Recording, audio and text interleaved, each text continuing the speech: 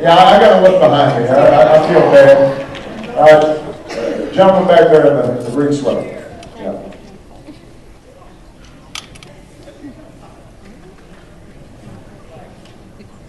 You pretty much confirmed what I had believed, that our government's run by special interests and big business. Right. Yeah.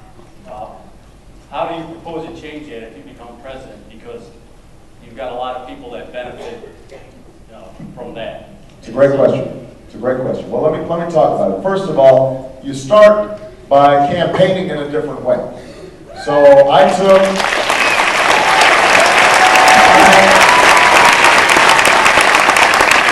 made the decision very early in this campaign. I wouldn't take PAC money. I wouldn't take money from federal registered lobbyists. This is in contrast to Senator Clinton, who's taken more PAC and lobbyist money than any Democrat or Republican. And when she's been challenged on this, she says, well, lobbyists are real people, and they represent real people, and I have to differ with her. This is a problem. It is a systematic problem. I mean, yes, there are lobbyists who represent real people, but the lobbyists that have the real clout are representing the insurance companies and the drug companies and the oil companies and the gas companies.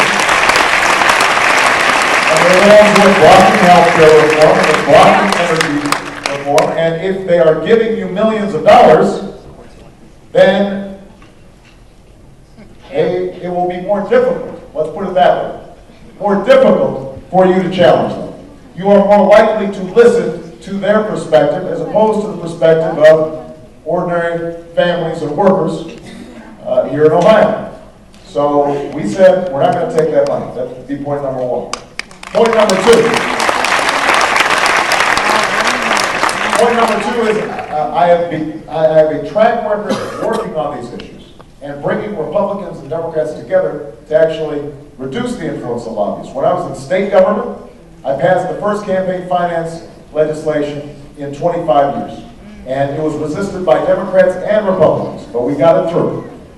Last year, in the United States Senate, I passed the toughest ethics reform legislation since Watergate, so that lobbyists couldn't give meals and couldn't give gifts and could not lend corporate jets to members of Congress, and that lobbyists would have to disclose the bundling of money that they were doing for members of Congress. And again, Democrats and Republicans resisted, but it was the right thing to do, and we got it done. So it's possible, I think, to reduce it, but you've got to have a plan. So for example, when I'm going into the White House, I've already said, we're going to close the revolving door.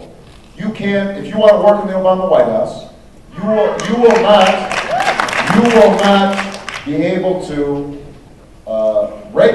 work for an agency that regulates a company that you used to work for, and used to lobby for, and you will not be able to leave my White House and then go lobby my administration for folks that you used to regulate. We're going to close off that revolving door. So we put forward some of the highest ethical standards that have ever been put forward for how our White House is going to operate. Now, one last point I want to make about this. A central ingredient of making Washington work is increasing transparency and accountability. This is what I meant when I said you guys have to be involved. You have to be paying attention. And my job is to open up the doors of government so you can actually know what's going on.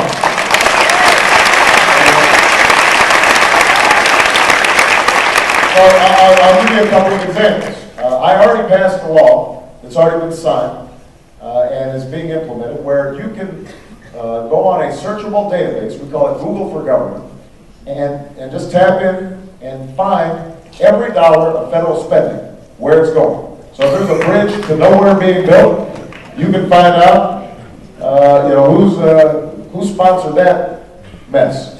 And if you've got a no bid contract going to Halliburton, you'll be able to know what's going on. The point is that sunshine is the best disinfectant. If the American people know what's going on, then members of Congress and an administration, they start feeling embarrassed. And they start saying, oh, you know, this is being written about, people know about it, and that encourages better behavior. So I want to bring the same principle about to healthcare reform. I have put forward a plan, as I mentioned earlier, that would allow every single American who needs healthcare to get healthcare as good as the healthcare I have as a member of Congress. It's a lower cost for people who already have healthcare but are seeing the co-payments and deductibles and premiums going up.